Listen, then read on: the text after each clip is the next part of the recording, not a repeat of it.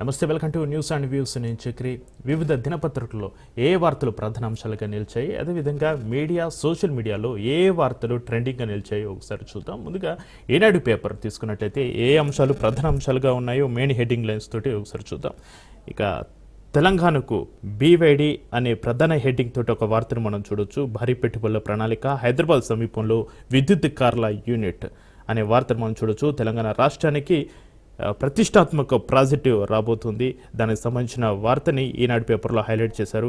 China విద్యుత్ కార్ల దిగ్గజ సంస్థ బీవైడి హైదరాబాద్ సమీపంలో విద్యుత్ కార్ల యూనిట్ స్థాపించేందుకు సిద్ధమవుతున్నట్లుగా అత్యంత విశ్వసనీయంగా తెలిసింది. దీనిపై ఈ సంస్థ కొంతకాలంగా రాష్ట్ర ప్రభుత్వంతో సంప్రదింపులు సాగిస్తూ ఇటీవల తుది నిర్ణయాన్ని తెలియజేసినట్లుగా సంబంధిత వర్గాలు వివరించాయి. ఇక ఈ ప్రాజెక్టుకు అవసరమైన భూమి కేటాయింపుతో పాటు అన్ని రకాలుగా మద్దతు ఇస్తామని రాష్ట్ర ప్రభుత్వం ఆ సంస్థకు హామీ ఇచ్చినట్లుగా తెలుస్తుంది.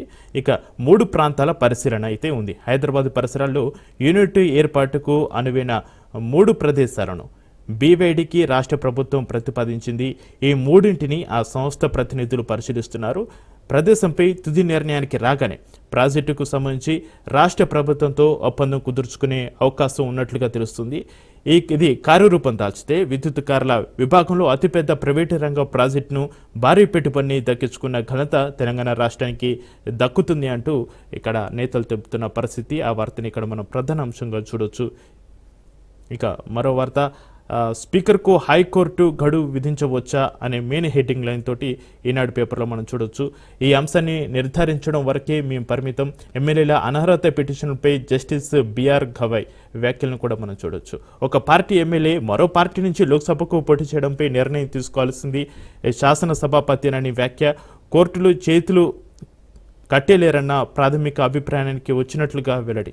అయితే అసలు ఏం జరిగింది, నిన్న కోర్టులో ఏం వాదించారు, కోర్టు ఏమనేది ఒకసారి చూద్దాం. ఇక బీఆర్ఎస్ నుంచి కాంగ్రెస్లోకి మారిన 10 మంది ఎమ్మెల్యేల అనర్హత పిటిషన్ల విచారణకు సంబంధించి 4 వారాల్లోపు షెడ్యూల్ ఖరారు చేయాలని తెలంగాణ హైకోర్టు ఏకసభ్య ధర్మాసనం శాసనసభ స్పీకర్కు ఉత్తర్వులు జారీ చేయడం రాజ్యాంగబద్ధమా కాదా అన్న అంశం వరకే తాము ఈ కేసును విచారిస్తామని సుప్రీంకోర్టు న్యాయమూర్తి జస్టిస్ బిఆర్ గవాయ్ స్పష్టం చేశారు.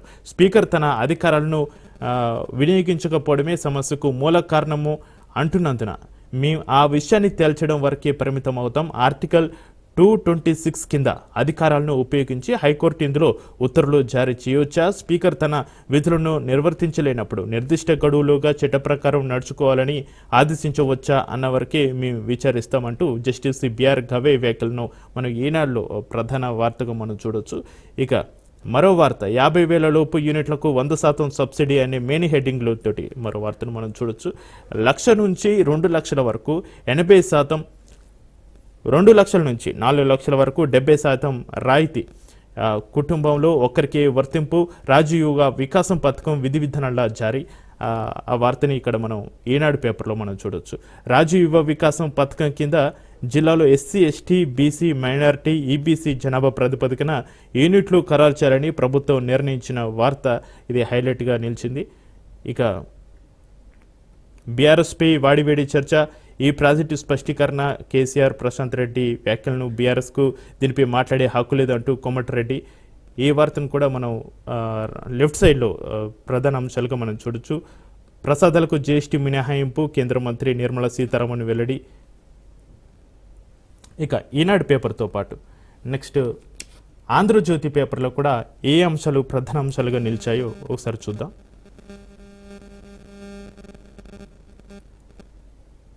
సోషల్ ఖాతాల వివరాలు ఇవ్వండి, అమెరికాలో గ్రీన్ కార్డుదారులను ఆదేశించే యోచనలో డొనాల్డ్ ట్రంప్ సర్కారు. తాజా ప్రతిపాదనపై మే 5 వరకు ప్రజాభిప్రాయ సేకరణ, భావ ప్రకటన స్వేచ్ఛను ఉల్లంఘించడమేనని విమర్శలు.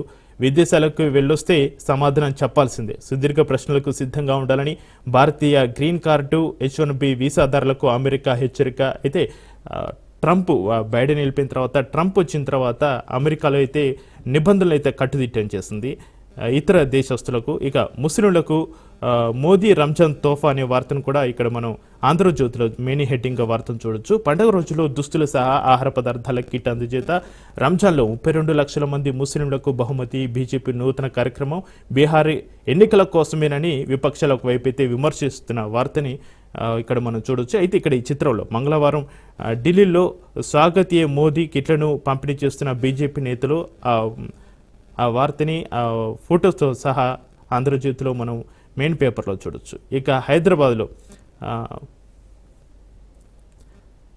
మినీ ఫుడ్ ల్యాబ్స్ అనే వార్తను కూడా మనం చూడొచ్చు.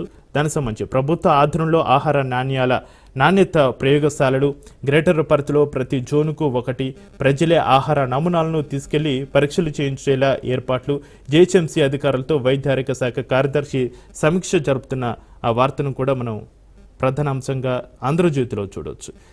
ఇక ఫిర్యాయింపులపై గత తీర్పులను ఎలా మార్చగలమంటూ ఈ వార్తను ఆంధ్రజ్యోతి ప్రధాన అంశంగా ఎక్కువ స్పేస్ ఇచ్చి ఈ వార్తని ఎక్కువ తీసుకోవడం జరిగింది. దీనికి సంబంధించి ప్రధాన కామెంట్స్ వాటిని కాదని ఎలా ముందుకు వెళ్ళగలం, ఎప్పటిలోగా తేల్చాలన్న దానిపై రాజ్యాంగ ధర్మాసనాలు స్పష్టంగా చెప్పలేదు అంటూ ఈ వార్తను మెయిన్ హెడ్డింగ్ తోటి తీసుకోవడం జరిగింది.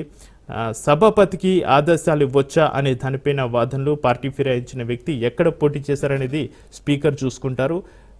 కేసు మెరిట్స్లోకి వెళ్లడం లేదన్న సుప్రీంకోర్టు, ఎమ్మెల్యేల అనర్హత కేసులో మరోసారి కీలక వ్యాఖ్యలు, ఫిర్యాయింపులకు వార్షికోత్సవం అయిందా, స్పీకర్ కార్యాలయం ఎందుకు సత్సారం చేస్తుంది, నోటీసులు ఇచ్చేందుకు ఇంకెంత సమయం కావాలి, ఆలస్యం చేసే వ్యూహాలు అనుసరించవద్దు అంటూ ధర్మాసనం సీరియస్ అయిన పరిస్థితి.